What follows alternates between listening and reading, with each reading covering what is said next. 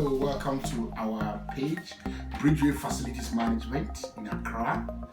Today we bring you a topic on termite control.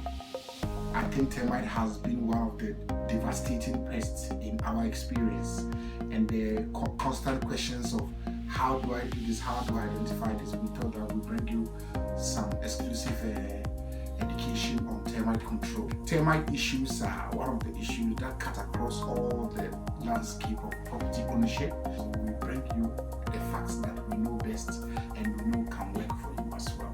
So let's start off.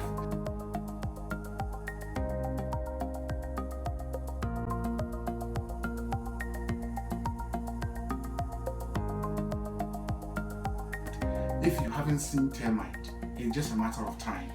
So we just wanted to bring you a bit of education. We're going to talk about two termite species today. One is subterranean termite. The other one is the wood termite. So we start off with the subterranean termite. You know, one of the biggest history of termite is that they've been with us for hundreds and hundreds of millions of years. I mean, from the fossil experiences, days way back to about 30 million years.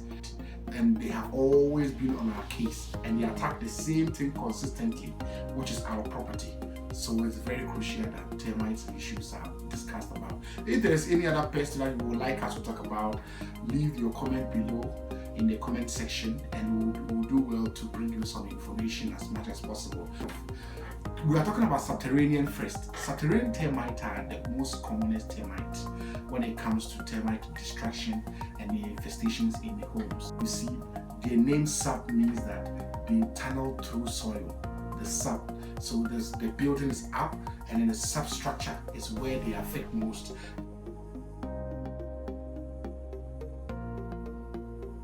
When it comes to the colony of the subterranean termite, the most important stakeholder in all of that, every part of the termite colony is working to feed the queen.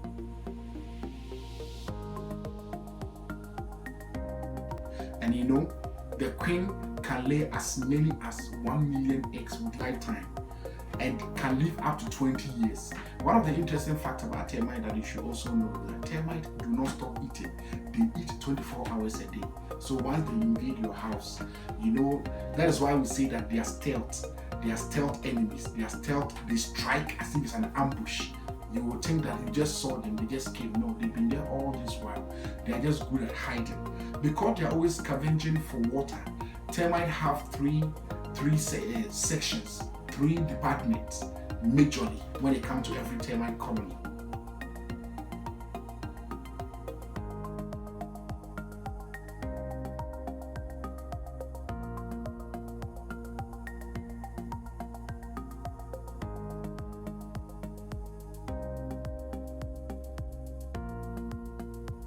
So you see the queen, which mates with the king, of course. So it's the king and the queen who are always in the colony at the base. If it was like a military, that would be the base.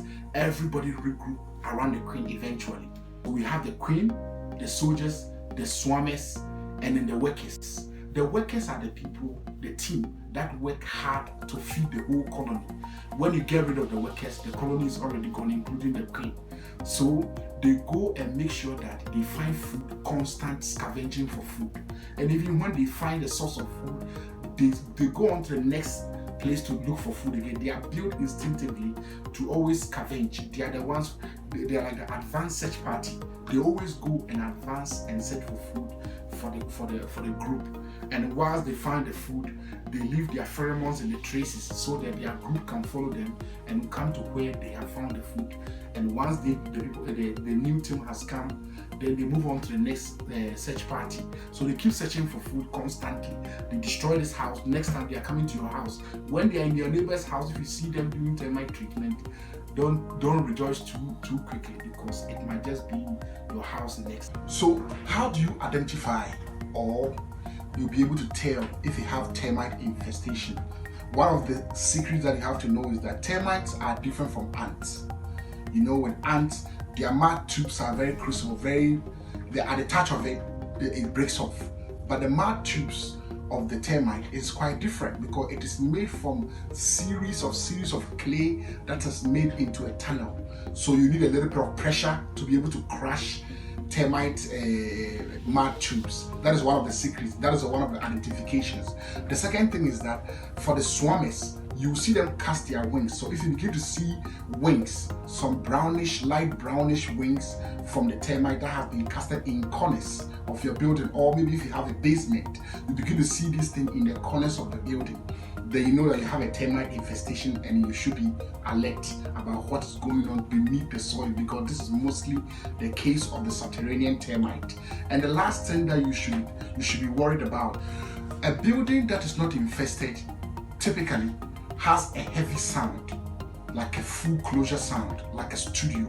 When you hit the wall, when you tap the wall, you don't hear the hollow sound until a termite infestation is in your place. How do we control termites when it comes to subterranean termites? There are two options. One is the liquid treatment. The liquid treatment comes in the form of a suspension that a sauna is dug around your whole house.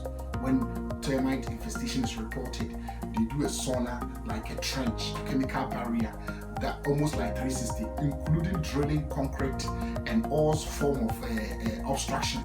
Once the sauna has been created, it is not one-time event, because normally a termite control should start from the construction level, pre-construction, and even after the construction, an augmentum has to be done. If all of this were missed and there's already an infestation, which means there's some sort of repair and damage that has been recorded already, this sauna issue has to be taken seriously. And it is not one time, it's a house and as a home. We keep digging, doing plumbing corrections, doing garden issues. If any of these, the 360 line is breached, then we are giving way for termite to come. So how does the chemical treatment work? Once the chemical has entered the soil, gone deep, it sinks deep into a very good depth. Then, because the workers are always scavenging for water, water is more important to them than food. They'll go back and forth every time looking for bringing water and of course food to the queen. Once they go up and down and going through the tunnels of the barrier that has been formed, that is where they carry the chemical, the termiticide. They carry it back to their group. So they share it with the other workers, and then they share it with the queen, and they share it with the other colony members, and the whole population is wiped out. That is what we call the domino effect. So once the chemical barrier has been breached, has been tunneled through, once they see water, they take it as some sort of nourishment, because that is one of the most common thing and the most important thing for termite. They carry it to the group, and then the whole colony is wiped out. But because there's a chance that the barrier can be breached along the line, these augmentum and repeaters visitations have to be going on every now and then, because it's not one time event like I've already mentioned. The second termite that you have to look out for is a dry wood termite. Every source of moisture in a wood is an attractant for termite infestation. That is why we always advise most of the people we come in contact with that whenever there is a plumbing issue, like caulking or breakage of faucet, anything that causes leakage in your building, don't let it stay long in your property. You have to correct it as soon as possible, because once there's water, you're already inviting termite into your house. And the interesting fact about wood termite is that they don't have to eat the whole wood to compromise it. They just have to eat a portion that make it breakable. And you know, one of the signs that you know that you have wood termite in your house is the frass, the feces, that the fine powdery substance that they generate after eating your wood. You see, so before you see this kind of signs, they have already finished your wood from inside out, and mostly they are hiding, so they eat from inside out. So one of the things, if you are buying a property or something, the first thing you have to do is to check, is the house already infested? It's not like if it's infested, it's a bad thing. That's not entirely what we are talking about. When it's infested, the earlier you find, the better for you. Sometimes it is not even about solving the problem, but finding that you have the problem or not. Then you can take pragmatic steps to even proof your house against the future infestations. These are all technicalities that you can look at when you are buying a property, whether in Accra or whatever the case may be. Because we have been around, and the termite issue keep crossing everywhere. We go to Adenta, it was the same problem. We thought it was just Adenta. We went to Wa, it was the same problem. We went to Winnipeg, it was the same problem. So the termite infestation, they keep popping up here and there, and the cases are almost either wood termite or the subterranean termite. Somebody was asking that, is the chemical that you use for the control, is it harmful to people? You see, mostly you will not come in contact with this chemical at all whatsoever, because a trench is dark, chemical is poured inside, the soil is backed up, and then that's it for the period. Even when inspections are going on, it's going to be eroding. I mean, the device will be put inside the soil, the chemical will be put inside the soil. There's no way you are going to be exposed to it at all. And even so, the termiticide is 0.000 chance of being lethal to anybody whatsoever. And when it comes to the baiting system, I mean, that is not even made with pheromones. That is put in the soil, deep into the soil with the new technologies that have come. It is properly covered. There's nothing that will expose to children or whatsoever or people.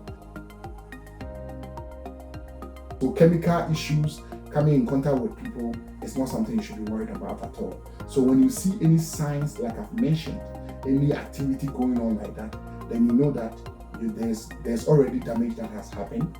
You have to move quickly, and then set your treatment in motion so that the damage could be controlled. You see, the interesting thing is that what you have seen is not the end of it. If you don't solve it, more colonies will be built up, and then they will finish your house faster and quickly.